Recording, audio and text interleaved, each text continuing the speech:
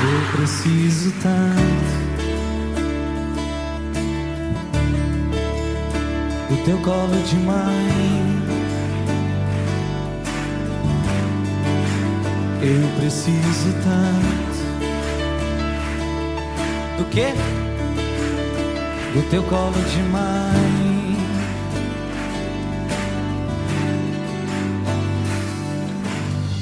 Que me ama, me ampara, me protege com manto protetor, intercede sempre em meu favor. Olá, meu irmão, minha irmã, estamos nos encontrando mais uma vez e agora o nosso estudo se aproxima do final. Mas nessa etapa do livro do Padre Jonas, Maria Mulher, do Gênesis ao Apocalipse, ele incluiu o testemunho do Dunga, ex-membro da comunidade Canção Nova e hoje atuando na Rede Vida. Desde os 12 anos, 14 anos, o Dunga enveredou-se por um caminho de pecado que o desfigurou como pessoa humana. Eu mesmo conheci o Dunga em 1984, no Maranatá, lá em Pindamonhangaba, período em que ele já se havia encontrado com Jesus e vivia intensamente a conversão e o batismo no Espírito Santo. Vale a pena ler o testemunho do Dunga no livro, pessoalmente, mas hoje nós vamos ver um recorte de uma participação dele no programa de internet, o Santo Flow, em março agora desse ano de 2023, onde ele conta um pouco do milagre que aconteceu na vida dele. Vamos assistir esse vídeo. Como que a gente pode considerar aquele dia do Dunga ali? Existem algumas conversões que a gente tira da prateleira de conversão e coloca na prateleira de milagre. Né? Então, por exemplo, conversão é uma coisa muito bonita, enquanto o pessoal com Deus, mas tem algumas que você tira dessa prateleira, bota numa prateleira acima, e onde está escrito milagres. Né? Que foi o que aconteceu comigo, que eu considero. Por quê? Meus pais já eram carismáticos. Né? Meu pai, minha mãe, minhas irmãs, todas batizadas no Espírito Santo, e eu era o problema da minha casa. Né? Eu não tinha chegado até você ainda. Então, meu pai e minha mãe rezavam. E um dia, eu andando, eu tinha feito uso da maconha, então eu estava doidão, né? Estava sem condição de raciocínio, também não estava conseguindo resistir nada. Qualquer proposta que viesse, eu iria aceitar. Se alguém me oferecesse uma droga mais forte, eu iria aceitar. Se alguém me oferecesse para dormir, eu iria dormir, porque eu estava entregue. Né? Vulnerável total. Vulnerável. Então, andando pelas ruas da minha cidade, eu morava num bairro, mas estava andando no centro da cidade. Eu passei em frente a uma igreja, e a igreja estava lotada, né? A igreja de São José, no Largo de São José, aqui em Pindamonhangaba. A igreja estava lotada, era um grupo de oração chamado São José também, e eu fui atraído. Então imagina um cara drogado passando na rua, um jovem de 18 para 19 anos, drogado, uma camiseta do Iron Maiden, né? As unhas amarelas da nicotina do cigarro, também da maconha, enfim. Eu entrei naquela igreja. Então aí eu considero um milagre, porque eu poderia não entrar, poderia passar reto, poderia ter caído, enfim. Eu entrei e fiquei encostado lá na parede, porque realmente, literalmente, eu não sabia onde eu estava. Né? Como um cão vira-latas que entra na igreja e tal. Só que o pregador, a música, o clima, né? Estava com muita unção, e aquilo foi tomando conta de mim. Como eu não estava resistindo nada e nem tinha condições para isso, a palavra foi entrando. Né? E aí aquele efeito que demoraria ali, 12 horas para passar completamente, aí veria aquela ressaca, e no dia seguinte eu iria trabalhar totalmente estragado. Com 40 minutos ali dentro daquele grupo de oração, meus neurônios se organizaram, eu senti um bem-estar muito grande mesmo. Eu tinha um histórico atlético, eu era um cara bem fisicamente, mas a minha mente que estava tomada, eu tive uma sensação de bem-estar. Sabe quando você acorda domingo disposto, dá aquela espreguiçada, olha para o sol e fala, hoje é o dia, né? E você sai caminhar e tal. Eu tive uma sensação de bem-estar. Eu não orei em línguas naquela hora, nem muito menos eu rezei, nada. Eu tive uma sensação de gozo, né? De prazer espiritual, de bem-estar, de alegria. Eu nunca tinha sentido aquilo, né? E ali eu gostei e fiquei. E no que eu fiquei, eu acompanhava as músicas, a pregação, e gostei demais do que eu vi. Então, por isso que eu considero aquele momento um momento de milagre. Sim. Porque no dia seguinte, quando eu levantei e fui trabalhar, eu era o cara que dormia no banheiro, que enrolava o chefe, que dava trabalho, aquela coisa. Naquele dia eu cheguei para trabalhar, a fábrica onde eu trabalhava, ela estava diferente. A oficina onde eu trabalhava, ela estava legal. Meus amigos, que coisa. Sabe? Meus companheiros de trabalho, eu era bem novo e eu trabalhava com muitas pessoas bem já maduras, com muitos anos de fábrica, de idade e tudo mais. Sim. E eu cheguei para o meu chefe e pedi um serviço difícil para ele. Eu queria hoje um serviço difícil. Ele falou, o que está acontecendo? Eu falei, não sei, estou querendo pensar melhor. E ele me deu um desenho no tamanho dessa mesa aqui, aqueles desenhos que você fica 40 minutos interpretando para depois você começar. E a partir daquele dia, a partir do dia seguinte, literalmente falando, eu era uma outra pessoa. Eu era um outro ajustador mecânico, ferramenteiro. Eu era um outro atleta no meu time. Né? Eu comecei a jogar futebol como nunca joguei, puxando fila no treino. Sim. Eu decidi ficar 2 anos sem namorar, porque meus namoros eram namoros que iam para os motéis, para as camas e tudo mais. Eu decidi ficar 2 anos sem namorar. Eu decidi ir trabalhar deixando a minha moto e a minha bicicleta para andar aqueles 4 quilômetros para poder rezar. E foram os 2 anos mais radicais da minha vida. Caramba, né? Então foram 2 anos assim, que eu não namorei, que eu trabalhei muito, que eu pratiquei muito esporte, que eu passei a frequentar aquele grupo de oração toda terça-feira.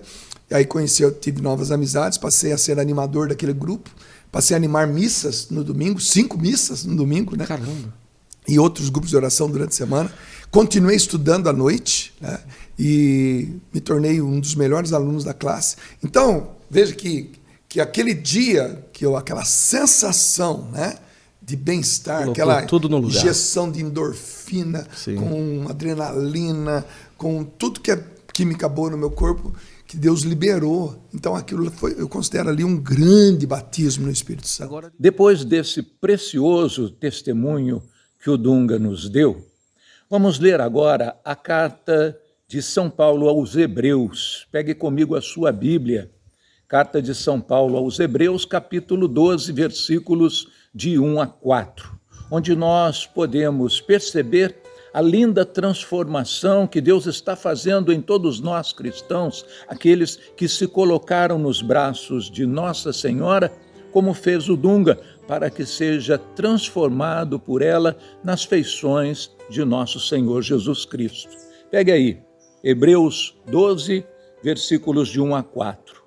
Desse modo, cercados como estamos de uma tal nuvem de testemunhas, desvencilhemo-nos das cadeias do pecado, corramos com perseverança ao combate proposto, com um olhar fixo no autor e consumador da nossa fé, Jesus.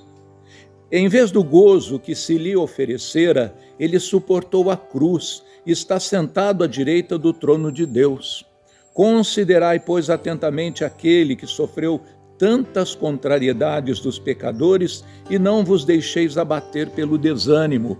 Ainda não tendes resistido até o sangue na luta contra o pecado. Essas são, para nós, palavras do Senhor. Veja só, meu irmão, o mundo, o pecado, o demônio, nos transformaram até por essa vivência no mundo, nos transformaram, nos desfiguraram até, e hoje nós estamos vivendo um processo de restauração, e Nossa Senhora está sendo o grande instrumento de Deus para essa transformação. Mas não estranhe as coisas que estão acontecendo com você, as dificuldades que você está passando. Mas também não se iluda, ou seja, não seja ingênuo em pensar que os erros vividos no passado, que agora você está enfrentando, eles desapareceram, porque você já é do Senhor, está tudo resolvido. É verdade que você recebeu a semente de uma nova criatura. Foi perdoado por Jesus, mas é longo esse caminho de restauração que nós precisamos percorrer. Estar em restauração é como um acidentado nas estradas. O rosto fica desfigurado às vezes, o corpo fica deformado, mutilado. Nós precisamos passar por sucessivas cirurgias de restauração e não podemos parar ou desanimar até recuperarmos a face, a integridade de filhos de Deus, semelhante à forma inicial quando saímos do coração de Deus. Não fique preocupado com aquilo que aconteceu no seu passado, com esse acidente, e que às vezes volta à tona, os traumas.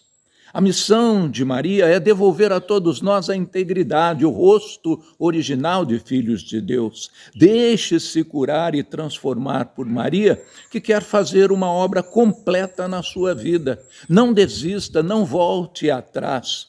A restauração e a santificação são obras de transformação que envolvem arrependimento, e esse arrependimento permanente envolve confissão, comunhão eucarística, reparação, oração do Santo Rosário.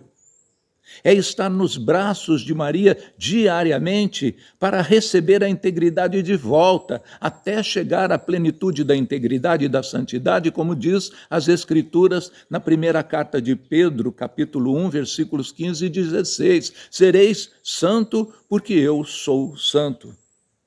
E aí nós teremos as feições de Cristo. Uma fórmula preciosa de santificação é o rosário. No início pode parecer difícil e até cansativo, mas com insistência e firme propósito se torna fácil e até prazeroso. Mas é preciso persistir e não ceder. Por exemplo, o deficiente visual, ele cede à cegueira? Não. Ele fica encerrado dentro de casa? Não. Ao contrário, ele vai em frente, anda nas ruas com o seu bastão, com a sua bengala, enfrentando o trânsito, os obstáculos, às vezes melhor do que quem enxerga. Procura aprender e ler pelo método de Braille e nos dá uma lição de superação de todas as dificuldades. Os surdos se comunicam por gestos, leem lábios, usam a linguagem de Libras. Isso é superação, é uma luta intrépida. Mas precisamos nos colocar nos braços de Nossa Senhora. É nosso hospital mariano, é nele que seremos curados, até ver restituída a integridade de nosso ser espiritual. Sendo cego, surdo, mudo, pecador, de qualquer espécie, coloque-se sob a proteção de Maria, pois ela, como mãe, não nos desamparará, porque fomos confiados a ela por Jesus aos pés da cruz, e ela vai lutar conosco e junto de nós até obtermos a vitória sobre o pecado.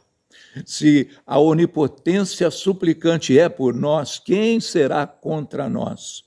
Com ela seremos capazes de superar todas as dificuldades e alcançar a vida plena na graça de Deus. Por isso, vamos rezar juntos agora. Querida Mãe de Deus e nossa, fomos criados à imagem e semelhança de Deus. Mas muitos de nós passamos pelo triste processo de desfiguração, vitimados pelo pecado e pelo mal. São influências, são seduções a que estivemos e estamos sujeitos nesse mundo e sabemos quão frágeis nós somos e quão vulnerável é a nossa natureza humana às insídias do maligno. Por graça divina somos preservados e pela divina misericórdia somos resgatados. Mas hoje nos colocamos humildemente na vossa presença, Mãe, Rainha, para nos consagrarmos inteiramente a vós e convosco no serviço do reino e na luta constante e implacável contra todo o mal e todo o pecado em nossa vida. Recebe-nos, Maria, como vossos filhos e guarda-nos sob a vossa materna proteção, para que possamos triunfar na batalha contra as hostes do inimigo e nos apresentarmos dignamente diante de Deus no momento do nosso juízo. Fortalece, Senhor, a nossa disposição de combater o pecado e socorre-nos em nossas angústias e aflições. Amém. Em nome do Pai, do Filho e do Espírito Santo. Até o nosso próximo encontro. Eu preciso tanto do teu colo de mãe. Eu preciso tanto do quê? Do teu colo de mãe.